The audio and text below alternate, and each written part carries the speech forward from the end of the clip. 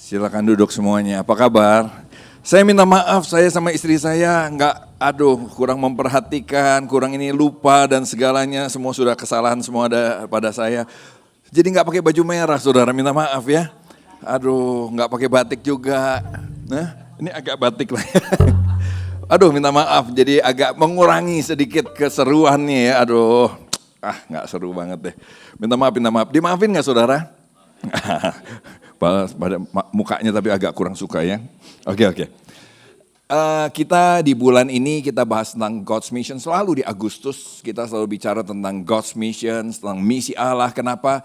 Karena gereja kita kalau berulang tahun selalu membahasnya tentang Yeremia 29 ayat 7. Usahakan kesejahteraan kota kemana kamu aku tempatkan sebab kesejahteraan adalah kesejahteraanmu. Ya, berdoalah buat mereka sebab kesejahteraan adalah kesejahteraanmu. Nah, kita sengaja ulang tahun gereja ini dicocokin ke sana. Dicocokin saudara. Ya, kenapa? Supaya tiap kali merayakannya kita selalu merenungkan lagi ayat ini. Karena ini adalah dasar dari CLCC dibangun. CLCC nggak dibangun dengan tujuan yang lain. Mau membuat fellowship yang menyenangkan. Mau membuat itu tambahan. Tapi utamanya adalah kita ada untuk mau belajar mengusahakan kesejahteraan kota di mana Tuhan tempatkan kita. Itu simple. Ini tentang menjadi garam dunia, menjadi terang dunia. Menjadi garam, saya mau nanya, kalau ada panci segede gini, garamnya dituangin di sini. Yang mana dulu yang asin? Di sini apa di sana? Selalu di sini, kenapa? Karena garam begitu. Nah, kenapa di kota di mana Tuhan tempatkan? Karena kalau saudara dan saya jadi garam, harusnya sekitar saudara dulu yang merasakan. Jangan bilang, Papua diberkati, bagus Papua diberkati lewat hidup saudara. Tapi kalau sebelah saudara, keluarga saudara, tetangga saudara, kantor saudara, gak merasakan itu, something wrong. Garam dunia gak memberkati jauh-jauh, garam dunia memberkati yang deket duluan. Setuju ya? Nah, karena itu kita terus merenungkan ini setiap bulanan. Kebetulan cocok sama 17 Agustus, jadi sekaligus kita mengingat bahwa Indonesia loh gitu ya. Nah, itu yang saya harap dengan saudara dan saya ada di sini. Saya kemarin ikut The Bridge, kalau saudara mau ikut home kan sekarang ikut The Bridge supaya saudara mengenal semakin jelas apa sih visi, kemana. Kemarin ada satu pasang yang luar biasa, mereka berantem gara-gara soal mencintai negara. Yang satu pengen mencintai Indonesia, yang satu tidak mau. Yang satu benci sekali sama Indonesia karena Indonesia parah, korup dan sebagainya. Dia kesel. Waktu terus dia ke gereja dengar saya khotbah tentang serupa begini, maka dia bilang nih, besoknya waktu di The Bridge ngajak ngomong, Pak Andi, saya baru sadar ya, ternyata cara pandang saya terhadap Indonesia salah. Nah, itu bagus sekali. Ya, nah karena itu saya mau ajak di minggu ini tema kita adalah itu dia. Teachable. Katakan teachable. Teachable. Itu artinya gini, kita perlu punya hati yang mudah diajar. Katakan mudah diajar. Ya. Nah, saya mau ajak kita lihat dulu ayat ini. Ini ayat bulan ini kita baca sama-sama. 2, 3. Sebab karena kasih karunia itu bukan. Sorry. Gini saudara, kalau di saya sekarang mulai membiasakan semua baca dengan kompak supaya kan ini iman timbul dari mendengar firman Allah. Nah, saya mau ajak yuk belajar baca kompak, belajar baca masing-masing, gak dibacain sama pendeta. Nanti saudara yang gak ngerti-ngerti Alkitab, gak ngerti-ngerti firman Allah, saya khawatir begitu. Karena pendetanya terus yang bacain buat saudara. Nah, saya mau ajak yuk baca dengan kompak, dengan suara yang keras, dan kita mau menghormati firman Tuhan ya. 2, 3. Sebab itu bukan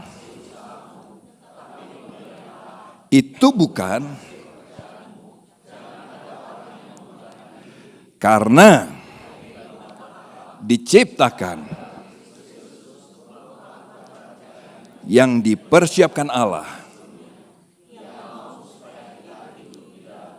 Terakhir dia bilang ini, karena kita ini buatan Allah. Saya percaya saudara dan saya adalah buatan Allah. Kita diampuni dosanya, ditebus, kita diciptakan oleh Allah dan kita menjadi anak Allah. Untuk apa? Melakukan pekerjaan baik. Kenapa sih Tuhan menebus kita kembali? Kenapa Tuhan menemukan kita kembali? Supaya kita melakukan pekerjaan baik. Yang dipersiapkan Allah sebelumnya. Dia mau supaya kita hidup di dalamnya. Dipersiapkan Allah sebelumnya bicara dari sejak sebelum saudara dan saya dilahirkan. Berarti Tuhan sudah punya rencana dari dulu bahwa memang ada manusia-manusia jenis saudara dan saya yang akan lahir di kota Bandung. Yang suatu kali akan beribadah di Lasem, suatu kali akan belajar melayani, suatu kali akan bertumbuh mengenal Tuhan. Dan untuk saudara dan saya yang memang akan dilahirkan ini, Tuhan sudah merencanakan suatu pekerjaan baik. Dan Tuhan mau kita hidup di dalamnya. Pertanyaannya, sudahkah kita mengenali apa pekerjaan baik itu yang Tuhan mau kita ada di dalamnya? Coba kita lihat kesimpulannya begini. Semua anak Tuhan diciptakan untuk melakukan pekerjaan baik. Setuju? Dan Tuhan mau kita hidup di dalamnya. Coba renungkan baik-baik.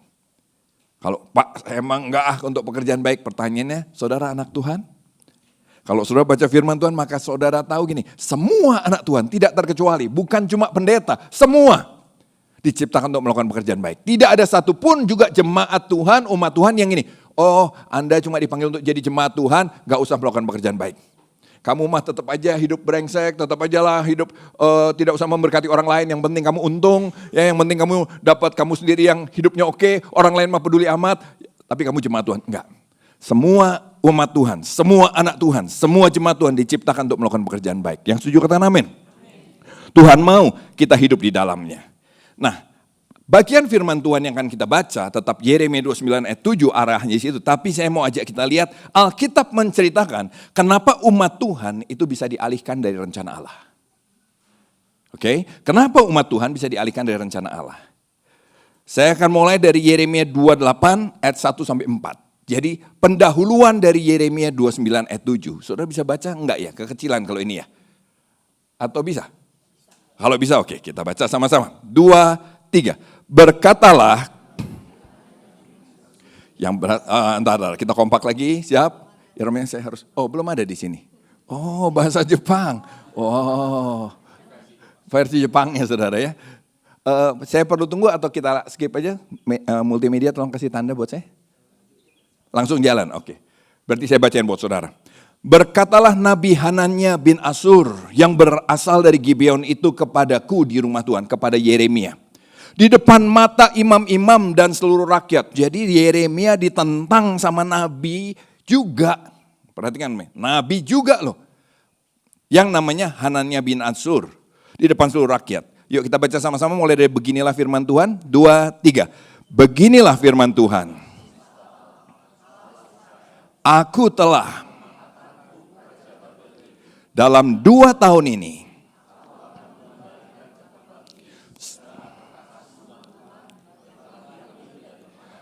oleh Nebukadnezar, Raja Babel, juga Yekonya bin Yoyakim,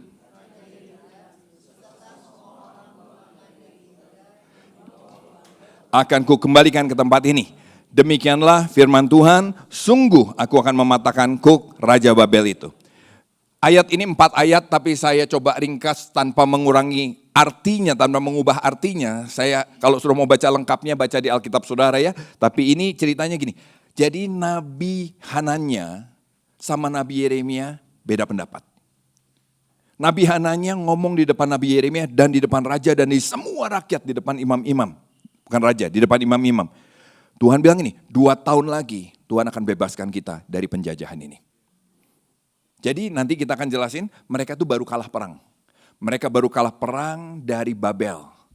Kalah, kalau zaman dulu kalah sudah mesti bayangin itu bukan kalah terus waduh ya udah ganti pemerintahan, bukan.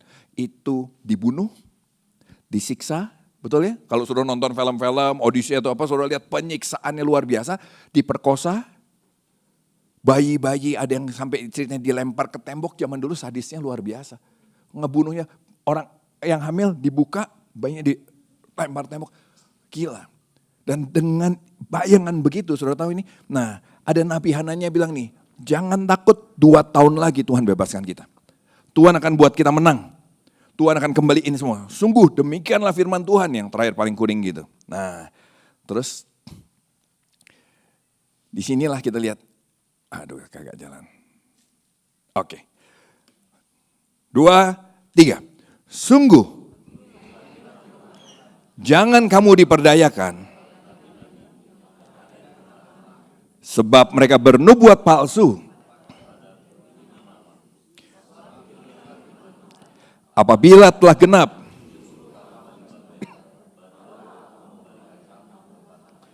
Yeremia bilang ini 70 tahun lagi. Bingung nggak saudara kalau ada 2 nabi begitu? Bingung nggak saudara kalau ada 2 pendeta bertentangan? Seperti yang sekarang terjadi di banyak YouTube. Bingung nggak kita? Terus yang mana yang benar? Nanti kita akan mau belajar itu. Ya. Nah, saya bacain dulu ayat 29 ayat 4 sampai 7-nya. Ini terlalu kecil, saya bacain buat saudara karena banyak. Beginilah firman Tuhan semesta alam, ini kata Yeremia. Jadi yang pertama aja Hananya, ini 2 Yeremia. Beginilah firman Tuhan semesta alam, Allah Israel. Kepada semua orang buangan yang diangkut dalam pembuangan dari Yerusalem ke Babel. Mereka dibuang sebagai budak, mereka dibuang sebagai tawanan. Dirikanlah rumah untuk kamu diami di sana.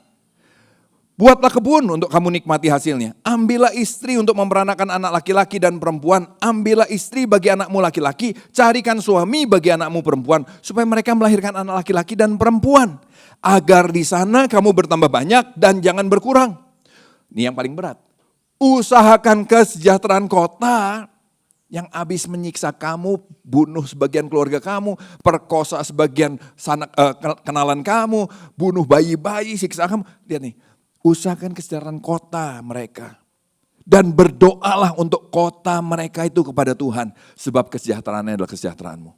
Jadi ayat ini ayat yang gak gampang dan ternyata dari dulu Tuhan tuh kalau ngajar kita mengasihi, ngajar kita mengampuni gak pernah ecek-ecek. Bisa mengerti? Tuhan tuh kalau mengajar kita value-nya tuh gak pernah cuma di permukaan. Benar-benar deep. Makanya di perjanjian baru bilang nih, kasih musuhmu. Betul? Kasih musuh, ini kan sama kasih musuhmu. Jadi Tuhan gak pernah berubah. Tuhan kalau ngajar kita tuh serius. Dan hanya orang yang bisa dipulihkan hatinya, hanya orang yang mengalami Tuhan yang bisa. Betul gak saudara? Kalau enggak kita mana bisa. Udah ngalamin Tuhan pun ngos-ngosan jalaninnya saudara. Hari ini mungkin bisa, besok dendam lagi, kesal lagi, benci lagi. Betul ya saudara ya? Mau doain hari ini bisa tapi besok gemetar lagi doanya tuh.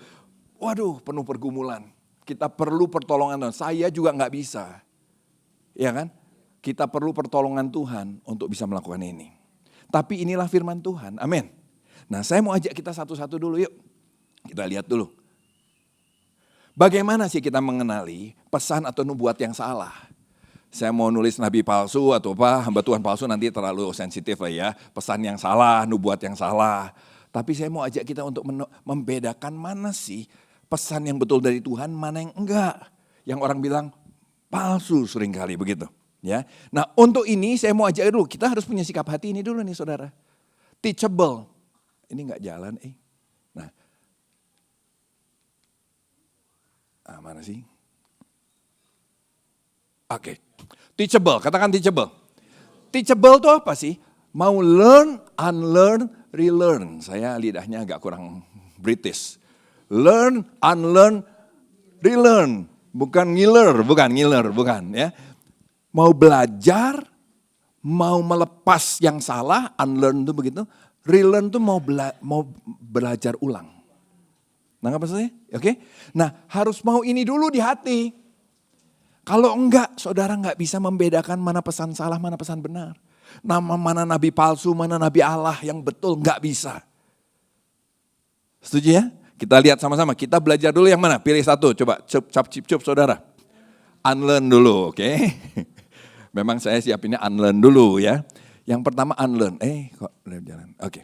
Unlearn itu artinya gini, buang yang salah, katakan buang yang salah. Kalau mau membedakan nabi palsu mana yang tidak, belajar dulu mau gini, selalu punya sikap yang mau buang yang salah. Jangan kekeh. Setuju? Jangan kekeh. Karena kalau saudara kekeh, saudara akan jadi orang yang mudah disesatkan. Kita mudah disesatkan kalau kita nggak berhasil mengenali keinginan kita yang berbeda sama Tuhan. Yang harus dibuang itu apa? Hati kita yang beda sama Tuhan. Minta uang. Jangan bela diri, Tapi saya tuh, jangan. Mending akui. Setuju ya? Apalagi, gak bisa memaafkan, ada pahit. Jangan, jangan. Itu yang membuat kita gak bisa jadi teachable. Gak bisa membuat saudara dan saya jadi orang yang mudah diajar sama Tuhan. Karena kekeh. Tanah liat tuh kalau mau dibentuk sama Tuhan udah keras. Gitu aja terus gak mau berubah. Ya harus dipecahin itu kalau begitu kadang-kadang. Betul ya? Ditumbuk habis ulang gitu loh. Kenapa? Karena kekeh. Nah jangan kekeh. Toel kiri kanan bilang jangan kekeh. Ya. Sebelahnya bilang ini, lu juga. Karena kita mudah disesatkan kalau kita nggak mengenali keinginan kita yang berbeda sama Tuhan. Nah saya mau pelan-pelan di sini karena gini, kita semua punya keinginan yang berbeda sama Tuhan, setuju? Nah coba kenali apa menurut saudara, ini contoh misalnya, nggak mau baca Alkitab, saya mau nanya, itu keinginan yang berbeda atau sama Tuhan? Nah mau nggak dibuang? Nah itu aja dulu, baru hal yang simpel, udah baru itu, belum usahakan kesejahteraan kota yang habis menyiksa kamu. Bisa ngerti kebayang gak umat Israel susahnya kayak apa. Dapat perintah ini. Kita baru kalah perang, baru dibunuh. Firman Tuhan tuh kok begini sih. Tapi lihat Tuhan tuh kalau mengajar kita, membawa kita nanti jadi manusia yang berbeda saudara. Jadi pribadi yang berbeda. Itu tujuan Tuhan. Jadi ciptaan baru tuh itu. Amin. Ya. Nah lihat ini, kalau enggak mau buang yang salah, ini gimana sih? Oke, ya kalau enggak mau buang yang salah, orang Israel, ini yang akan terjadi, orang Israel akhirnya memancing kebohongan datang dalam hidupnya. Berarti saudara kekeh nih, saudara lagi nunggu nubuat palsu memang. Nah apa maksud saya? Iya dong. Saya lagi nunggu pendeta yang khotbah, tidak usah baca firman tiap hari saudara-saudara. Ini gue cocok. Pernah rasa begitu? Halo, pendeta ini cocok nih. Kenapa? Kita cari yang cocok. Kita cari yang mendukung kekehnya hati kita. Beberapa ketawa karena kita menyadari pernah nih gue begitu kan. Saudara enggak apa-apa lah, enggak usah terlalu jaga kudus, kita manusia berdosa. Wah ini dia cocok banget nih. Ini gue banget. Saudara, itu namanya saudara memancing, nabi palsu memang datang. Jadi Israel bukan korban, kasihan ya mereka ya bingung enggak ada dua hamba Tuhan nih. Enggak, mereka bukan korban, mereka memang pemainnya. Mereka memang cari nabi palsu. Alkitab bilang di perjanjian baru, tadi perjanjian lama, perjanjian baru bilang begini. Bagian terakhir tuh ya, saya bacain. Karena akan datang waktunya orang tidak dapat lagi menerima ajaran yang sehat. Kekeh aja semua. Tapi mereka akan mengumpulkan guru-guru menurut kehendaknya. Untuk memuaskan keinginan telinganya. Nah saudara dan saya gimana coba renungkan baik-baik. Kita cari pendeta, kok Isman cari yang gini. Yang ini oke. Berdasarkan apa kita pilih pendeta atau hamba Tuhan yang sharing. Yang ini jangan diundang lagi nih. Kenapa? Firman Tuhan banget. Bahaya saudara. Ya kan? Alkitabiah banget, kita mah yang santai-santai aja. Nah itu dia, itu namanya mancing nabi palsu. Coba cari nabi yang palsu aja kok Isman. Pastor Surya, tolong cari pendeta palsu. Betul enggak? Tanpa sadar kan gitu yang kita minta. Jangan yang terlalu Alkitab. Berating. Kenapa? Kita masih hidup di dunia, gue masih pengen hidup sesuai kehendakku sendiri. Oke, nangkep ya? Memang pesan yang sesuai firman kayak tadi kan, habis kalah perang, habis begini Tuhan bilang ini, usaha ngejar kota ya, yang nyiksa kamu. Memang, tapi itu, gini loh, kadang-kadang memang kok kayak gak ngertiin sih gue lagi punya masalah. Kok kayak, tapi gini loh, Tuhan mau ajar kita jadi manusia yang berbeda. Amin.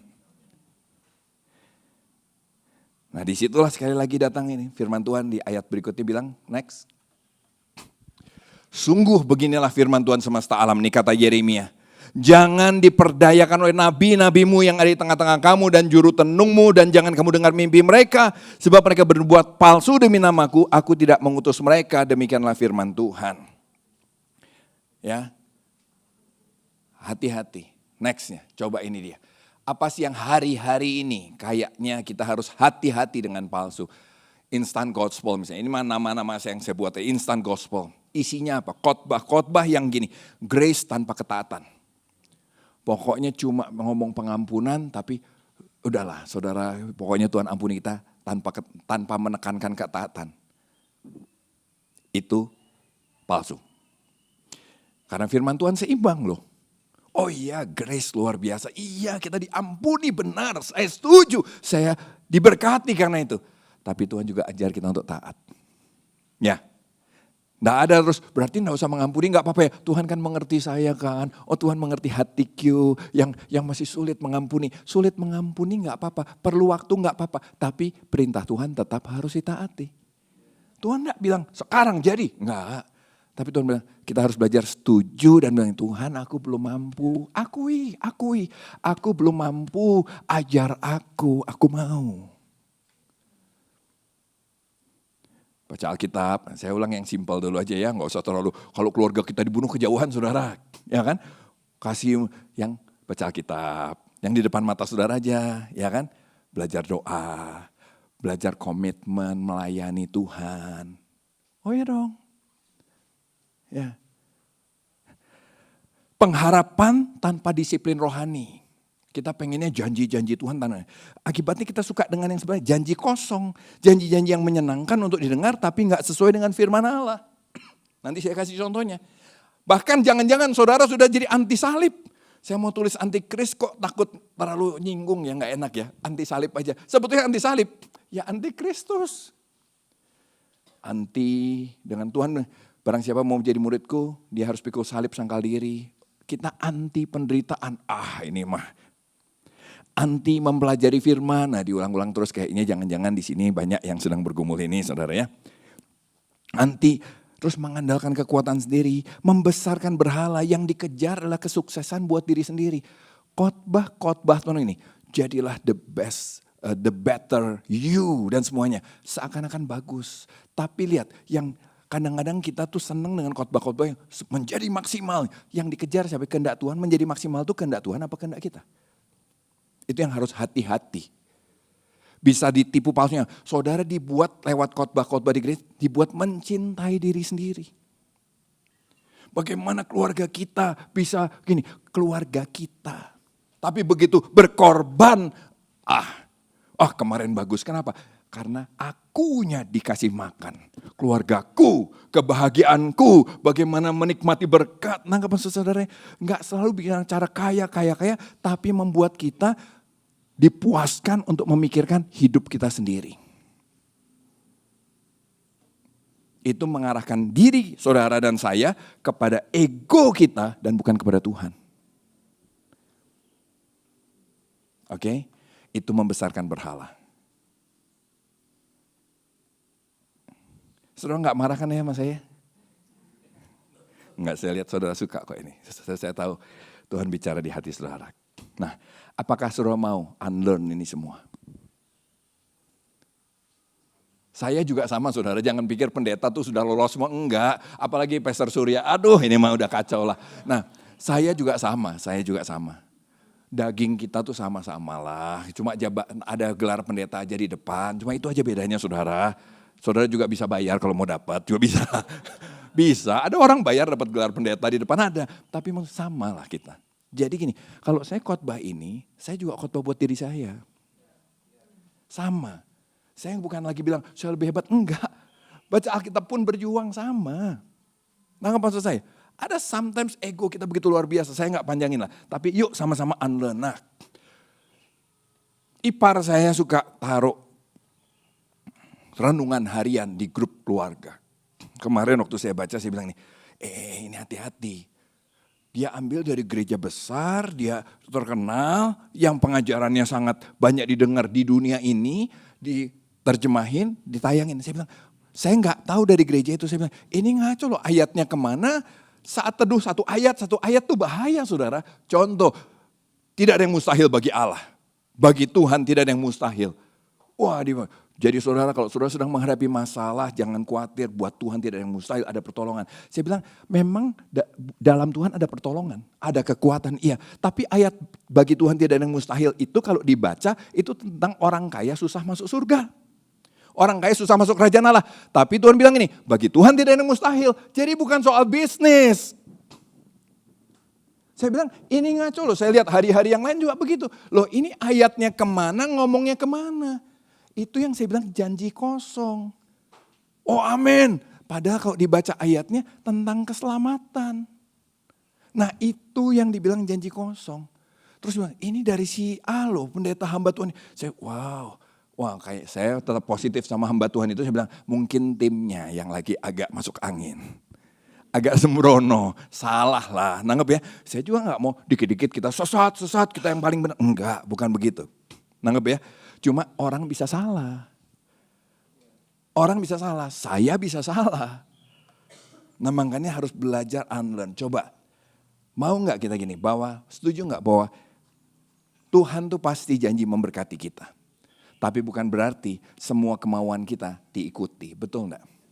Jadi waktu doa saudara tidak dijawab, kira-kira saudara belajar nih, engkaulah Tuhanku. Mau belajar begitu enggak? Engkau tetap Tuhanku. Itu termasuk unlearn. Jangan kecewa, katanya doa, katanya gini, kok Tuhan enggak gini?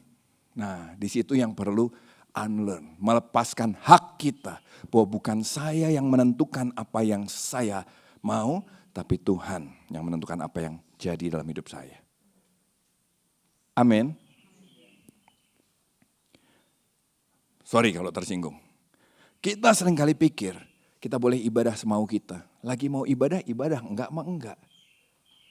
Mau enggak di unlearn? Buang yang salah. Kenapa? Kita tuh harus beribadah dalam takut dan hormat akan Tuhan loh. Kok bisa kumaha aing itu loh saudara. Kalau lagi mau, enggak. Bukannya justru lagi enggak mau pun saya harus datang belajar beribadah pada Tuhan. Tapi kan gereja juga enggak sempurna. Memang gereja enggak sempurna. Tapi kan Tuhan panggil kita beribadah. Bukan soal kapan Tuhan bilang gereja sempurna sih. Betul enggak? Tuhan enggak datang untuk, saudara enggak disuruh datang untuk mencari kesempurnaan di antara jemaat Tuhan, gereja. Kita datang untuk belajar, memberi waktu, belajar menundukkan diri sama Tuhan. Saya mau singkirin semua keinginan saya, agenda yang lain, bangun lebih siang. Kemarin saya bilang, kemana aja lo? Saya bilang, kemana aja lo? Ayo, susah Pak nih. Kenapa? Saya tuh bangun siang banget. Kan sore ada. Saya pengennya kebaktian pagi. Oke deh. Oke, saya bilang oke. Saya senangnya kebaktian pagi tapi bangunnya siang banget. Jadi gak bisa oke. Mau jawab apa coba? Saudara jadi pendeta apa gak rontok rambutnya? Untung udah mulai tumbuh lagi nih rambut saya. Oh puji Tuhan ya. Kemarin kan terakhir tipis ya kan. Mulai tumbuh lagi. Coba ya ketemunya jemaat begini. Kan kebaktian sore ada. Saya enggak suka kebaktian sore. Tapi maunya pagi tapi gak bisa bangun pagi. Dijitak 12 kali aja nih saudara. Halo, tapi gini kita nggak lagi ngetawain dia, kita pun begitu ya nggak? Ya, beberapa liburan terus, nggak pernah ibadah misalnya begitu kan. Pokoknya habis gimana ya, kan minggu libur. Oh tapi begini loh saudara, saya bukan anti libur, kita juga libur loh ya kan. Tapi gini loh, Tuhanmu di mana sih posisinya? Dia tuh ban serep, atau bahkan ban serep juga enggak. Halo? Dia Tuhan kamu atau bukan sih? Mau gak unlearn? Mau gak buang yang salah? Nah, kalau enggak, nanti kita cari tuh khotbah-khotbah yang menyenangkan telinga. Tanpa sadar, saudara sudah ngikutin penyesatan. Oke? Yang kedua, panjang ya, yang tadi doang yang pertama ya. Tapi 2-3 saya harap nggak sepanjang itu. Learn, katakan learn. Pelajari firman Tuhan, renungkan apa yang Tuhan ajarkan. Ya dari mana? Dari firman sih. Pelajari, renungkan. Oke? Tadi udah buang yang salah, terus nggak diisi, ya percuma. Saya mau cerita kisah nyata deh. Waktu saya baru bertobat, saya berdoa buat teman saya. Teman-teman saya tuh waktu itu ada 200 orang ngumpul di rumah saya, baptis roh, saudara. Apa kepenuhan roh. Ada yang sampai kesurupan jatuh, nimpa onderdil truk ada pas di ruang tamu saya. Kepalanya jatuh, bak, mulutnya keluar busa, saya pikir matang saya gitu kan. Taunya nggak benjol, nggak apa. Tapi dia kok jangan. Terus saya bilang, yuk udah mau, dia bilang, gue mau bertobat ini, mau buang. Saya ajak learn, nggak mau learnnya. Suatu kali bertahun-tahun kemudian dia ketemu lagi, sekarang gue kalau baru mau berdoa aja ya, udah kejang-kejang lagi. Baru mau berdoa, udah kejang-kejang. Saya bilang makanya, kan Alkitab bilang kalau gitu nanti kamu tambah buruk dong. Mau gak belajar, diisi dengan firman, diisi yang benar. Dia bilang ini, nanti aja deh. Berarti dia memilih, gak apa-apa deh, gue mendingan gak mau belajar yang benar, gak apa-apa deh gue gak kejang-kejang juga kalau mau berdoa. Jadi dia gak pernah bisa berdoa. Ini cerita satu dari sekian, tapi saya perlu ceritain, ya saya sekedar ceritain buat saudara, siapa tahu bisa mengingatkan saudara bahwa jangan sembarangan loh sama kuasa-kuasa jahat di sekitar kita. Saya bukan orang yang terlalu kuasa jahat, bukan. Di sini ada ini enggak, saya emang enggak rasa-rasa, orang rasa, saya aja enggak rasa. Ya saya tetap percaya Tuhan ada dalam hidup kita, tapi ada kuasa jahat itu sometimes bentuknya dengan kayak begitu, sometimes dengan pikiran yang positif tapi ngaco. Makanya harus apa? Ngatasin, dibuang tapi terus isi yang benar. Ayo pelajari, ayo renungkan apa yang Tuhan ajarkan, amin. Nah ini yang tadi saya cerita. Sorry, saya mau loncat ke sini dulu. Ke yang gambar perang Israel dari Babilonia tuh, bisa ya?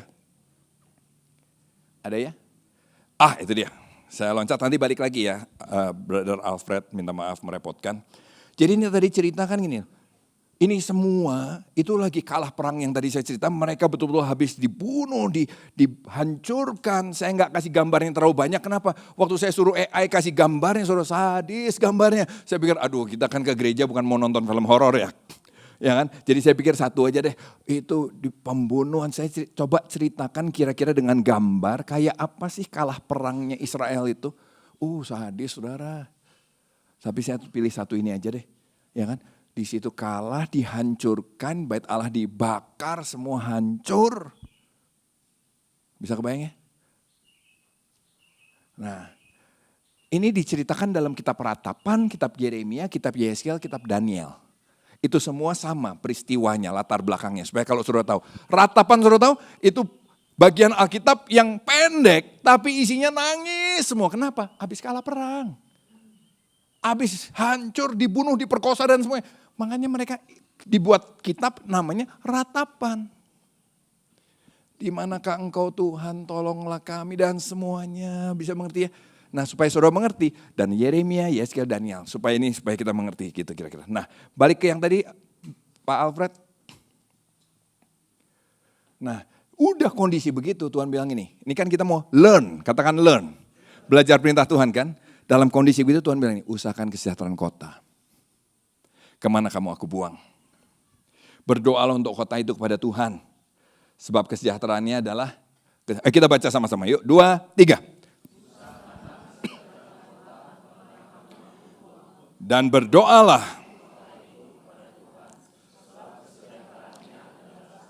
Sekali lagi, 2, 3.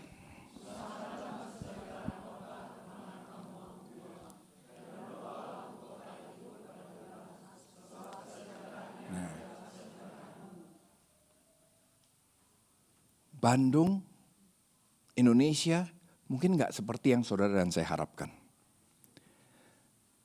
Tapi mereka minimal belum melakukan seperti yang tadi Israel, Babel lakukan nama Israel. Nah maksud saya? Itu aja susah untuk kita mau mengusahakan kesejahteraan kota. Kita tinggal di sini kan cuma cari untung buat diri kita sendiri, seringkali kan begitu ya. Dan gua gak mau pikirin mereka, emang gua Tuhan? Emang lu bukan Tuhan? Tapi kita dipanggil untuk mengusahakan. Nah inilah pasangan yang ribut itu, waktu ke gereja besoknya mereka ikut The Bridge, mereka bilang, Pak Andi, saya terpukul soal ini, saya baru sadar ya, iya ya. Saya benci sama Indonesia karena mereka dianggap merugikan saya. Ternyata dalam kondisi yang lebih buruk tetap Tuhan bilang ini, usahakan kesejahteraan kota mereka ya. Kok saya Bandung aja gak mau. Saudara lihat ini, berdoa untuk kota itu. Pernah gak berdoa buat Bandung? Pernah nggak? Mau jangan pernah. Kapan terakhir berdoa buat Bandung? Pernah Pak, kapan? Umur 5. Kapan terakhir? Ya umur 5 itu Pak. Kapan terakhir berdoa buat Indonesia? Kapan terakhir berdoa buat kota ini? Kapan terakhir mengusahakan kesejahteraan buat mereka? Alkitab bilang, sebab kesejahteraannya adalah kesejahteraanmu. Loh, apakah Tuhan ngajar kita untuk tidak tulus? Next. Apakah Tuhan ngajar kita untuk tidak tulus? Udah berbuat baiklah supaya mereka baik sama kamu. Ya kan? Baik supaya mereka gak jahat sama kamu. No. Bukan, Tuhan bukan tidak mengajar yang tulus. Saudara mengerti itu ya, saya belibet. Tapi ini menceritakan sifat Allah. Sifat Allah itu apa? Bahkan buat orang yang membenci dia, Tuhan tetap mengasihi. Itu Tuhan kita.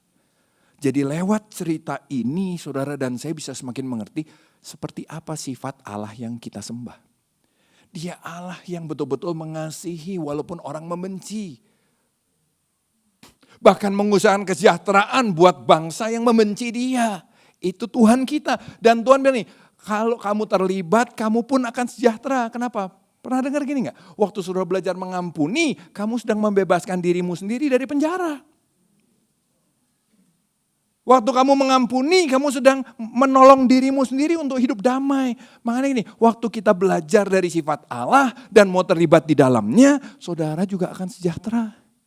Usahakan kesejahteraan kota, sebab kesejahteraannya adalah kesejahteraanmu. Waktu kamu melakukan itu, kamu pun akan menjadi manusia yang berbeda.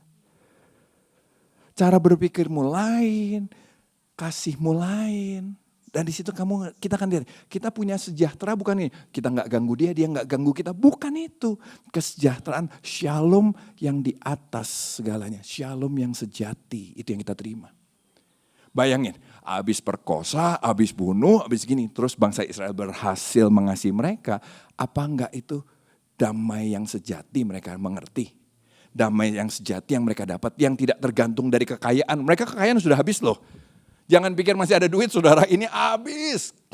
Jadi budak, yang pengusaha-pengusaha habis, disita, dirampok semua. Jadi tawanan termasuk rajanya. Jadi mereka enggak lagi damai sejahteranya diandalkan di atas apa yang mereka punya.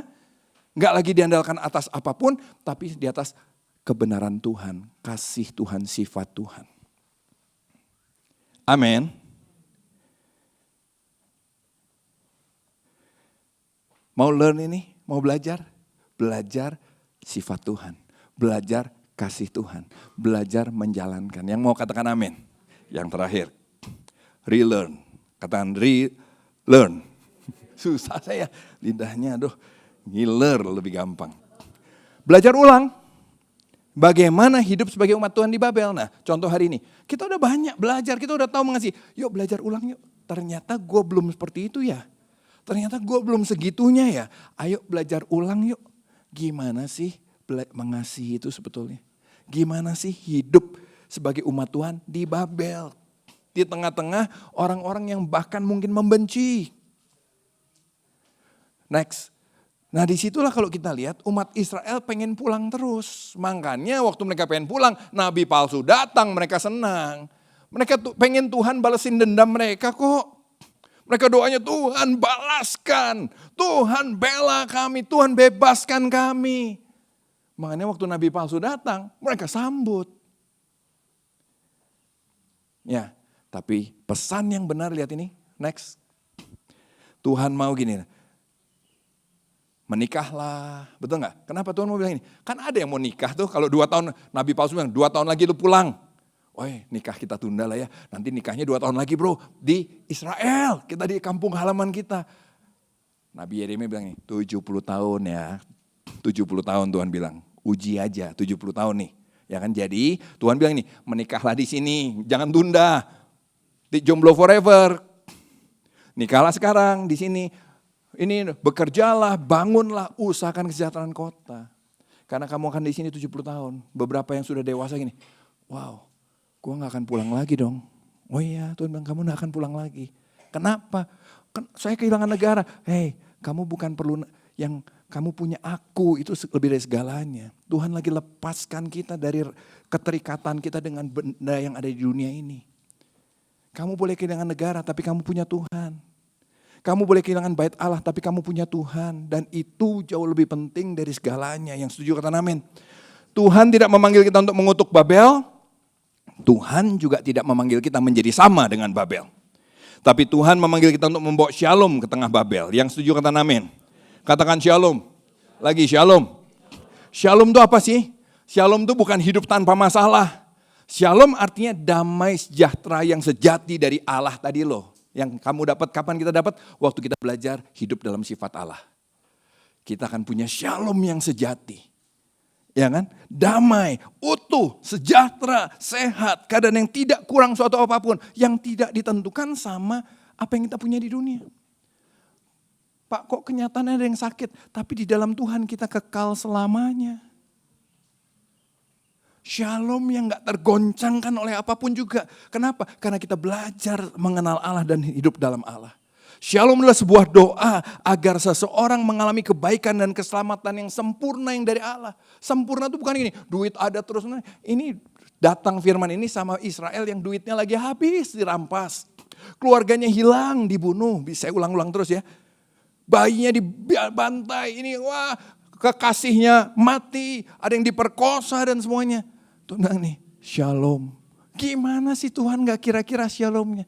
Tuhan lagi ajar kita melewati batas dunia ini. Shalom yang sejati. Mengalami apapun bisa tetap damai. Gampang gak? Gak gampang tapi worth it. Saya tidak akan ulangi cerita saya, tapi kalau saudara ingat waktu itu, makanya banyak orang yang mikir ini. Saya waktu mengalami di gereja sebelumnya itu kan mengalami banyak hal, tapi di situ apa yang saya membuat saya bisa terus, saya mengalami damai. Yang enggak seperti, mungkin masalah saudara lebih berat daripada saya, tapi saya bisa, di tengah masalah saya mengalami damai Allah. Sehingga saya melihat orang-orang yang dianggap